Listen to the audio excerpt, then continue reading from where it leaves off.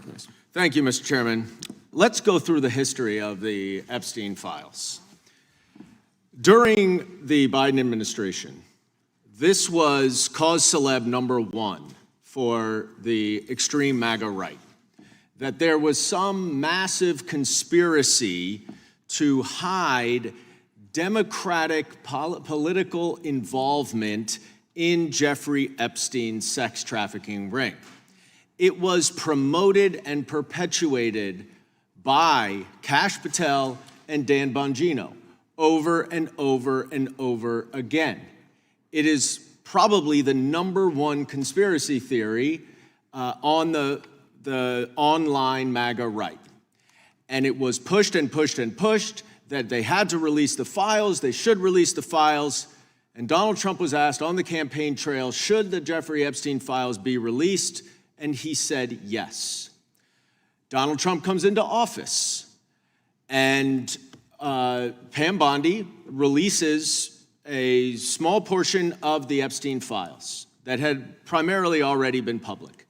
There's an uproar on the right and by many, many members of Congress about why the Epstein files were not being released.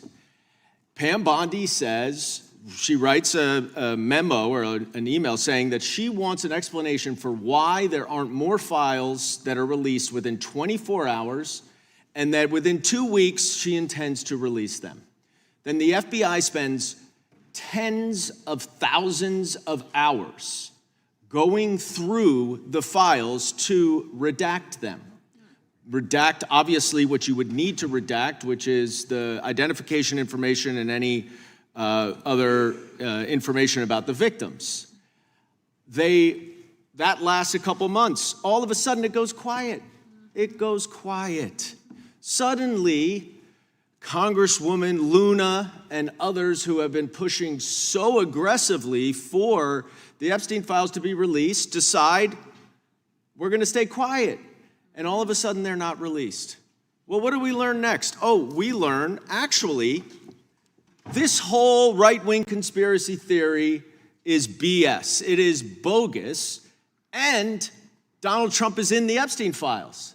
So now, all of a sudden, the Republicans who were so aggressively intent on releasing the Epstein files because they were going to be a huge, explosive story about Democrats involved with Jeffrey Epstein are quiet.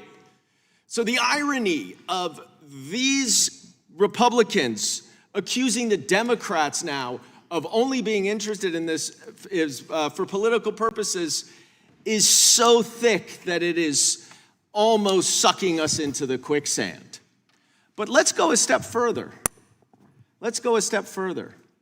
Because now the cover-up is getting so deep and so intense that this committee, which has oversight over the Department of Justice and would ordinarily be the one that is doing this investigation, is running away from it. Why? Because Chairman Comer is the useful idiot who will do the cover-up for Donald Trump.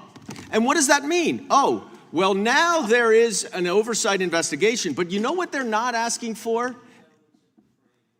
Those kind of comments, and he knows that. Gentleman's recognized. Now, the oversight committee is doing an investigation, but you know what they're not asking for? You know what you did not put in the rule to confirm that investigation? We're not asking for the documents that were used to open the investigation, who provided the information. They're not asking for witness statements, victim witness statements. They're not asking for recordings that may exist. They're not asking for any of the evidence that might include Donald Trump.